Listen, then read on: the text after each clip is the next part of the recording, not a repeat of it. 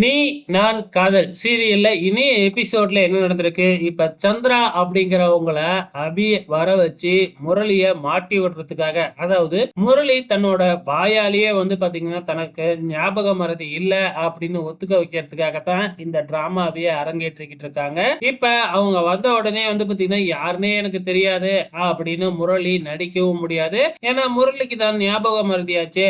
அதனால என்ன செய்யறதுன்னே தெரியாம முழிச்சுக்கிட்டு இருக்காங்க. இந்த பக்கம் போலீஸ் ஸ்டேஷன் போவோம் அப்படிங்கிற மாதிரி வந்து சொல்றாங்க.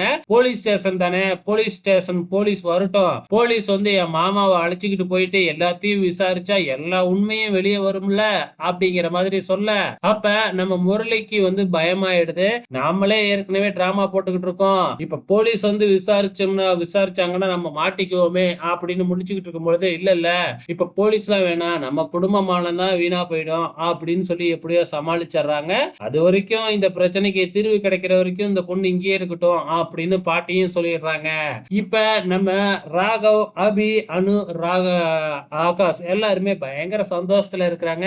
நம்ம போட்ட பிளான் ஒர்க் அவுட் ஆகுது, அந்த பொண்ணு சூப்பரா நடிக்குது அப்படிங்கிற மாதிரி சந்தோஷமா பேசிக்கிட்டு இருக்கிறாங்க. நம்ம மேல முரளிக்கு சந்தேகம் வர்றதுக்கு அதிகப்படியான வாய்ப்புகள் இருக்கு, நாம தான் இதெல்லாம் டிராமாவை ஏற்பாடு பண்ணிருப்போம்னு அப்படின்னு சொல்லிக்கிட்டு இருக்கிறாங்க. வர்றதுக்கு அதிகபட்சமா வாய்ப்புகள் இருக்கு, இருந்தாலும் அவனால ஒண்ணும் சொல்ல முடியாது.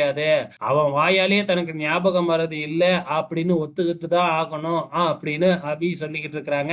இங்க எல்லாருமே சாப்பிடும் பொழுது அந்த பொண்ணு மறுபடியும் வந்து பாத்தீங்கன்னா டிராமாவை ஸ்டார்ட் பண்ணுது. முரளிக்கு பயங்கரமா கோவம் வருது. கோவம் வந்து அந்த பொண்ணு கழுத்தை நெரிக்கவே போறாரு. உடனே அந்த பொண்ணு இருந்துகிட்டு, உங்களுக்கு ஞாபக மறதிங்கிறதுனால நான் உங்களை சும்மா விடுறேன், உங்களுக்கு ஞாபக மறதினால என்னை யாருன்னே உங்களுக்கு தெரியல அப்படிங்கிற மாதிரி அந்த பொண்ணு சொல்லிக்கிட்டு இருக்கு. சோ இப்ப என்ன நடக்குது, மறுபடியும் போலீஸுக்கு போகலாமா அப்படின்னு பாட்டி சொல்ல, இல்ல இல்ல நானே சமாளிச்சுக்கிறேன் அப்படின்னு சொல்லிட்டு போய் இவரே அந்த பொண்ணுக்கு தோசையெல்லாம் ஊத்த ஆரம்பிக்கிறாப்ல.